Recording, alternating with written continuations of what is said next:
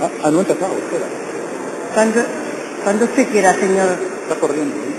Está parado. Señor presidente, señora presidenta, señorías, señor presidente del Gobierno, tras escuchar con atención sus palabras, la primera cuestión que se me plantea es: ¿a qué ha venido usted hoy aquí? Otro campo de actuación que le propongo es la austeridad en el gasto corriente, a la vez que incremento en la inversión pública. Una medida clásica de actuación del sector público para contrarrestar los efectos de la crisis es frenar el gasto corriente vinculado al funcionamiento de la Administración. No incluyo, por supuesto, el gasto social. En este contexto propongo al Gobierno que reduzca el gasto corriente, no destinado a políticas sociales, en un 2%, lo que permitiría el ahorro de unos 2.500 millones de euros. En cambio, la inversión debe aumentar, señor presidente. El ahorro en gasto corriente debe permitir el aumento de la inversión al menos en un 10%.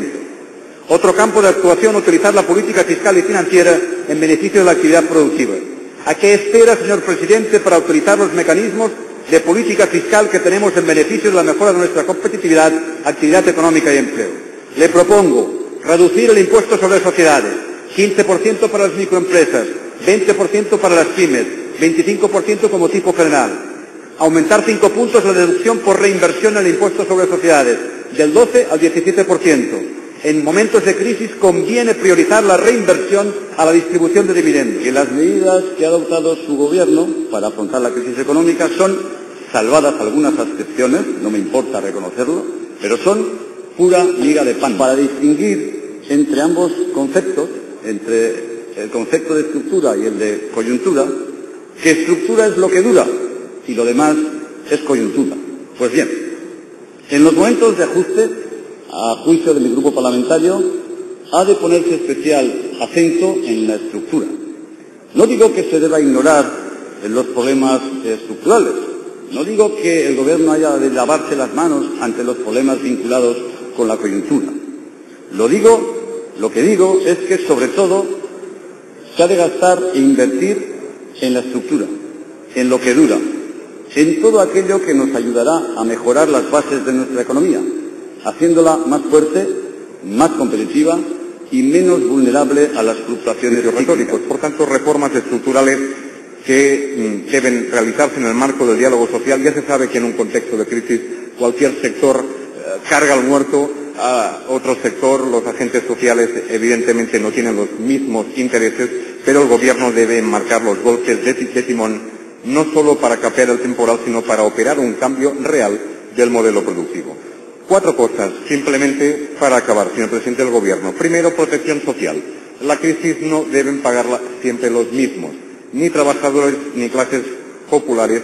Esfuércese, por tanto, en el marco del presupuesto de 2009 para atrapar a Europa y llegar a la media de gasto social del 27,5% del PIB. Por tanto, no un presupuesto de déficit cero, sí cierto nivel de endeudamiento y, por cierto, que pensiones van a subir el 6% de media, como se ha anunciado. ¿Cómo va a dotar la ley de dependencia el Fondo de Inmigración?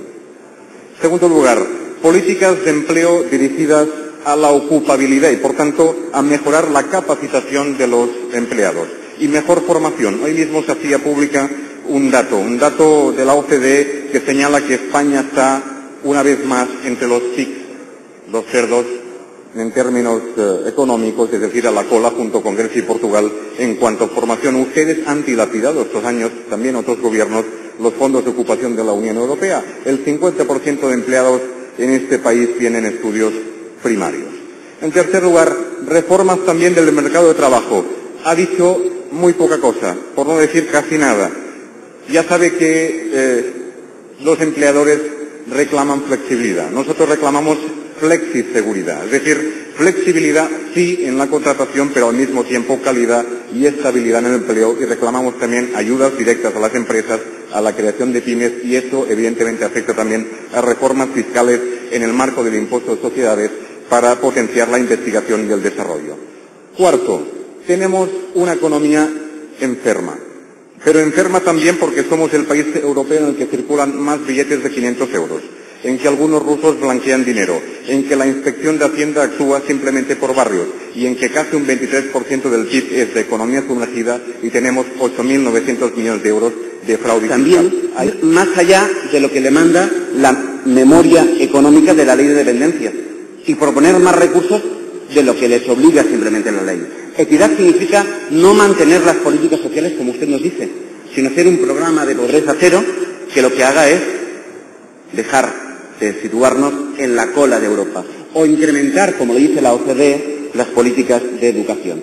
Equidad significa no decir lo que usted dice en Rodiezmo para que al día siguiente el ministro de Economía explique que el salario mínimo interprofesional no va a subir de acuerdo con los compromisos que ustedes mismos adquirieron. Acabo ya, señora presidenta.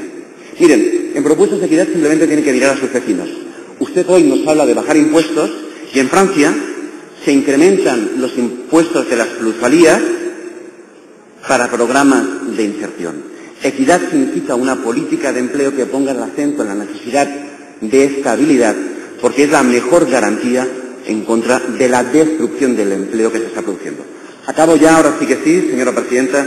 Nosotros entendemos que para que todo ello sea posible, necesitamos no solo que acepten la crisis, sino que empiecen a cambiar el guión de las rebajas fiscales, de las políticas de cheques, del no tirar de la deuda pública, de reproducir las recetas de siempre.